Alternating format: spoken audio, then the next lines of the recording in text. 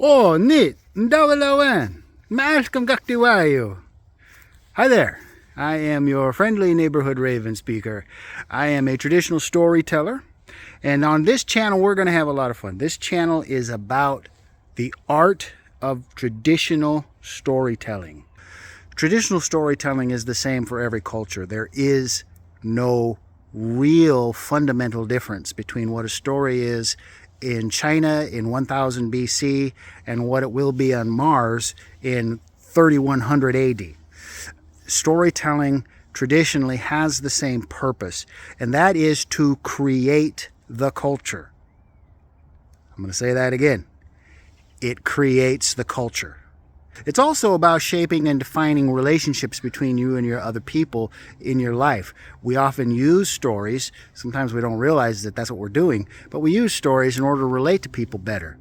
If you're a salesman, you can use storytelling to help you increase your sales. It's actually a very valuable skill to have, and it's a real shame that we're losing it in this culture. Today, we're going to do two things I suspect will help with that. One is something that I hope to make a regular feature in this channel. We're going to look at words. Now, words are what the storyteller uses to paint a picture. And the reason why this is important, the reason why you have to know what words mean, again, the storyteller is using words to paint a picture. So if you are misunderstanding the word, or if you are only partly understanding the word, the picture you get in your mind will not be the picture the storyteller wants you to see. We're going to review a popular television drama today, but what it really is an analysis of the story. That we talk about the acting or the directing or the musical score or anything like that, how it was shot, will only be how those things add or subtract from the story. Okay, we're going to interrupt the flow here for just a second. Leave some comments. Let's get a lively discussion going on this issue. It's very important to talk about culture and how storytelling creates it. So let's just do that. Also go to www.theravenspeaker.com. You can learn a little bit about my new book, Building a Man. Now, back to the video. So today's video, we're going to be analyzing Strong Girl Dongsun. But before we go any deeper into that, we got to keep our promise about the word of the day. Again, storytellers use words to paint pictures. In order for you to get the picture that is intended, you have to understand the words. And call it public schools, whatever the case might be, people don't have the same level of vocabulary that they used to have.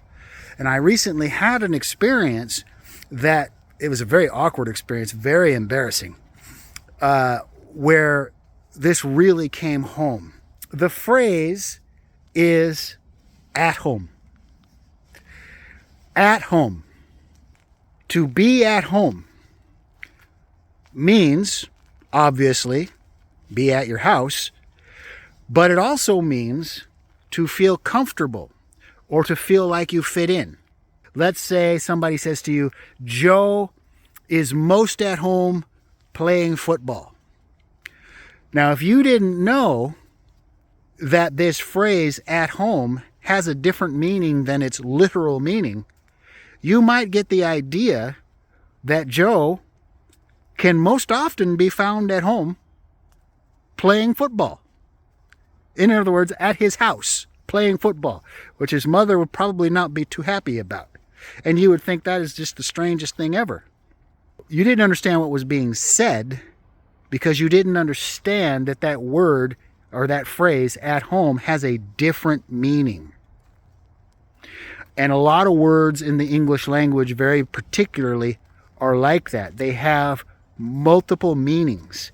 And if you're using the wrong one even, you're going to get thrown off And when the storyteller is trying to tell you a story, when you're reading a book, when you're watching the news, whatever the case might be, if you hear this phrase and you assign the wrong meaning to the words that you hear, it will destroy your understanding of what is being said.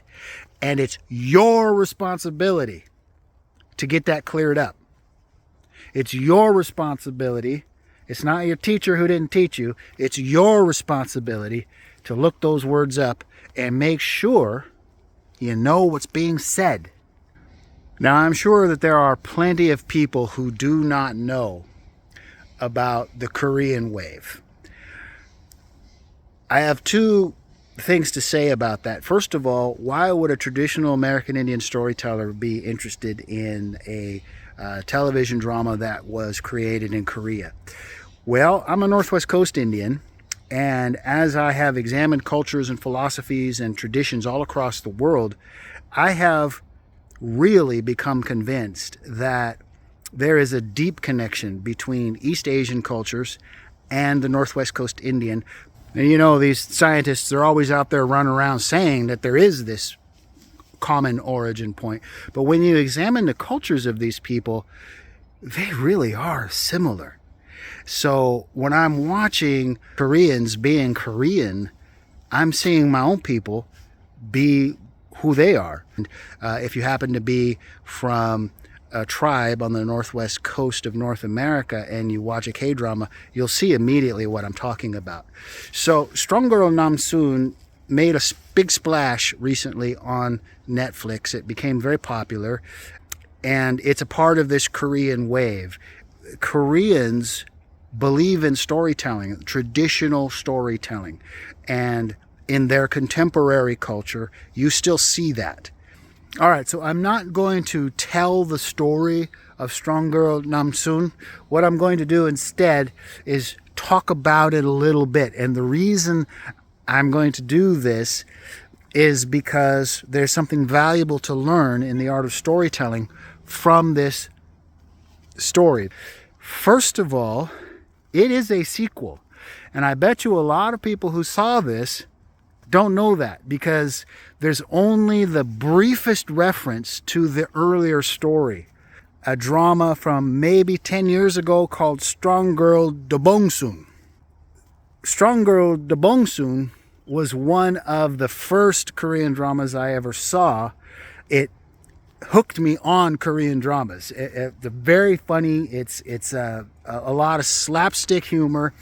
And if you think about it, there is something kind of absurd about a girly girl who walks around the neighborhood perfectly safe, because any thug who tries to do something to her is going to get his face rearranged. She's very strong, right? In Strong Girl Dongsun, there's this scene where her grandmother is walking down the street and the whole gang tries to attack the grandmother, and the grandmother takes them all out. And it's hilarious. It's funny. So obviously, because that show, Strong Girl Dongsun, was so successful, it was probably only a matter of time before they decided to make another one. And there's a very short reference to it when Dongsun shows up. It's as if to say, yeah, there are other strong girls out there. It's not just Namsun. There are these other people. That was actually kind of nice. The reason why I want to analyze Strong Girl Dongsun, one of the things that you'll immediately recognize in this drama is the importance of the character and the situation, the relationship between character and situation. In other words, another term that is used is scenario. There's a scenario here, and the character, the different characters actually, are involving themselves in this scenario. And this is how you build a story. This is how you build a story. There is a problem of some kind. There is something that's unusual. And the only way it's going to be dealt with is by people behaving within their character. All right, so let's look at that a little more deeply. We have a character, we'll call him Joe. We know Joe. Joe gets himself into a situation and handles it the way Joe would handle it. Because of that, Joe learns something. And because he learns something, we do too. That is the basic formula of storytelling. This drama does an excellent job of telling us who Dongsun is. It also does an excellent job of telling us who everyone around her is. And it does a really great job of telling us who the villain is and what he wants. It really establishes this. He doesn't want the thing that's immediately obvious. Yeah, he's doing this really bad thing, but he has a reason for doing this really bad thing that's underneath that. That was really fascinating.